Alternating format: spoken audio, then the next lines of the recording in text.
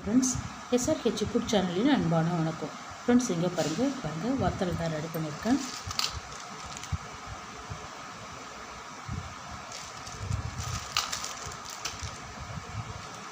எவ்வளோ சத்தம் கேட்குது பாருங்கள், கலகலன்னு. இந்த மாதிரி நல்லா காய வச்சு எடுங்க.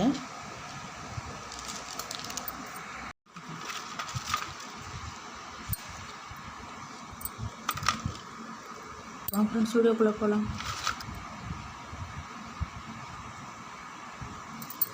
இங்கே பாருங்கள், சூப்பரான வத்தல் தான் ரெடி பண்ணியிருக்கேன். ரொம்பவே நல்லாயிருக்கும் ஃப்ரெண்ட்ஸ். இங்கே பாருங்கள்,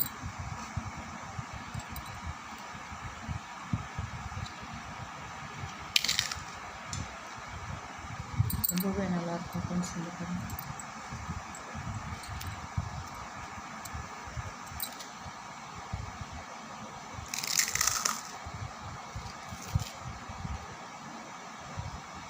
எல்லா வகை குழம்பு சாதத்துக்கும் சைட் டிஷ்ஷாக வச்சு தொட்டு சாப்பிட்லாம்.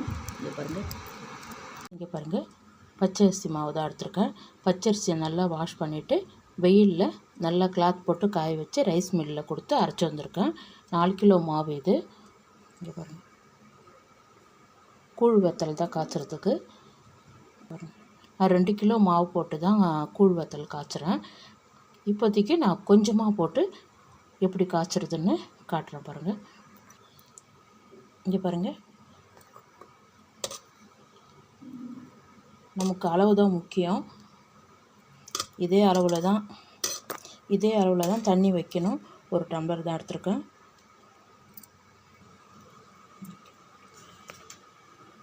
2 டம்ளர் தண்ணி விட்டு இந்த மாவை கலந்து விட்டுடலாம்.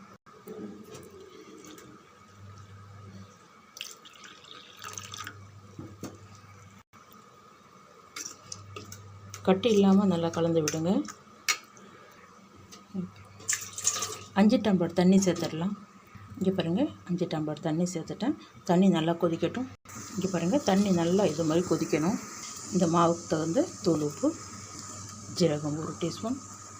இங்கே பாருங்கள், 3 பச்சை மிளகாய் அப்படியே கொரகொரப்பாக அரைச்சிருக்கிறேன். இதுவும் சேர்த்துடலாம். இங்கே பாருங்கள், நம்ம கலந்து வச்சுருக்க மாவு அப்படியே சேர்த்துருங்க.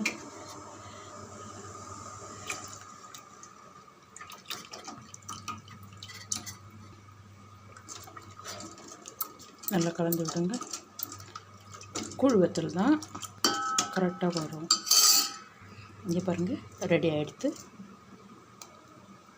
இந்த மாதிரி இருக்கணும்.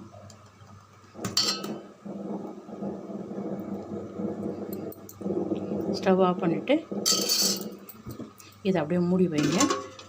ஒரு 5 நிமிஷம் சூடு ஆறுனதுக்கப்புறம் நம்ம கிளாத் வச்சு ஊற்றிடலாம். ஒரு ஒயிட் கிளாத்து தான் போட்டிருக்கேன். கிளாத் வந்து தண்ணியில் நனைச்சிட்டு உதிரி போடுங்க. நான் இது வீட்டுக்குள்ளே தான் காய வைக்கிறேன். 2 கிலோ மாவு வந்து மேலே மெத்தையில் காட்டுறேன் பாருங்கள். இது வீட்டுக்குள்ளே தான் காய வைக்கிறேன். சீக்கிரமாக ஊற்றுங்க, மூடி போட்டுவிடுங்க, இல்லைன்னா இது மாதிரி கட்டி ஆகிடும்.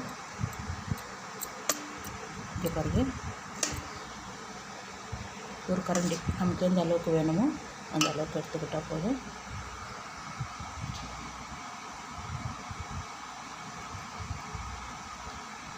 கொஞ்சம் கேப் விட்டு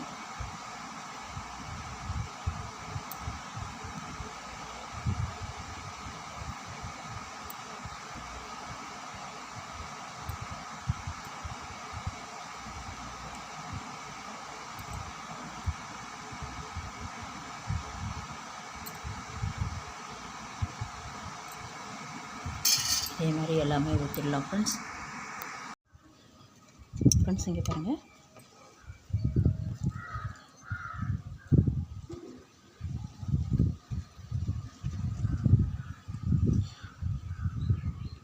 வெயில் அதிகமாக இருக்குது.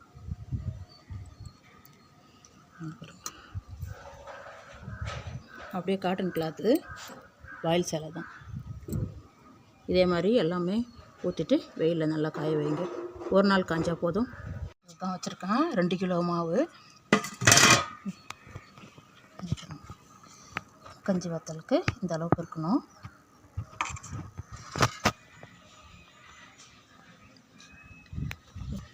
பாருங்கள், வத்தல் பொரிக்கிற அளவுக்கு எண்ணெய் விட்டுருக்கேன். கொஞ்சமாக விட்டால் போதும், இதுக்கு அதிகமாக எண்ணெய் விட வேண்டாம். நல்லா எண்ணெய் சூடு ஆகட்டும். இங்கே பாருங்கள், எடுத்து வச்சுக்கிற வத்தல் ஒன்று ஒன்றா சேர்த்துக்கலாம்.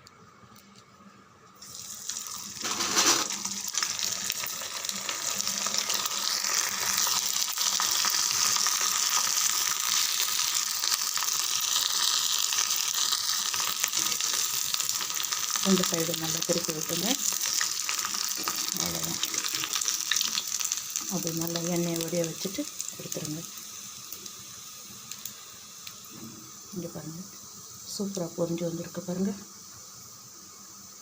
அப்படியே தட்டுக்கு மாற்றிடலாம்.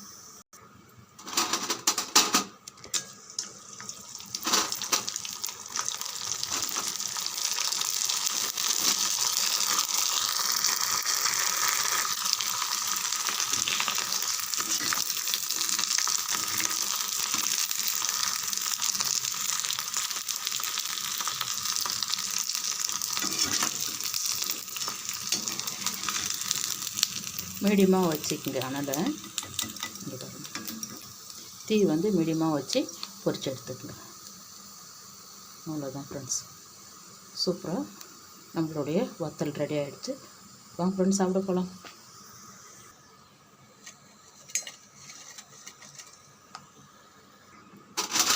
உங்களுக்கு எவ்வளோ தேவையோ அந்த அளவுக்கு போட்டு பொரிச்சு எடுத்துக்கங்க ஃப்ரெண்ட்ஸ். இங்கே பாருங்கள், வத்தல் பார் ரெடி பண்ணியிருக்கோம். ரொம்பவே நல்லாயிருக்கும் ஃப்ரெண்ட்ஸ்.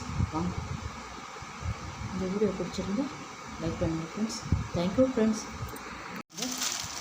வத்தலெல்லாம் நல்லா காய வச்சு எடுத்தாச்சு. நல்லா ஒரே நாளில் நல்லா காஞ்சிடுது. இங்கே பாருங்கள், நம்ம ஊற்றணும் இல்லையா, கிளாத்துக்கு பின்னாடி தண்ணி தெரித்து எடுங்க, எடுத்தால் அழகாக வரும். இங்கே பாருங்கள், ஒன்று கூட உடையாமல் அழகாக வந்திருக்கு பாருங்கள்.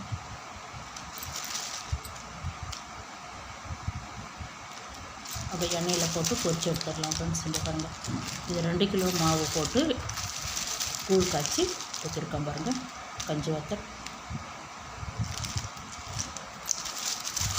இங்கே பாருங்கள், கூழ் வத்தல்.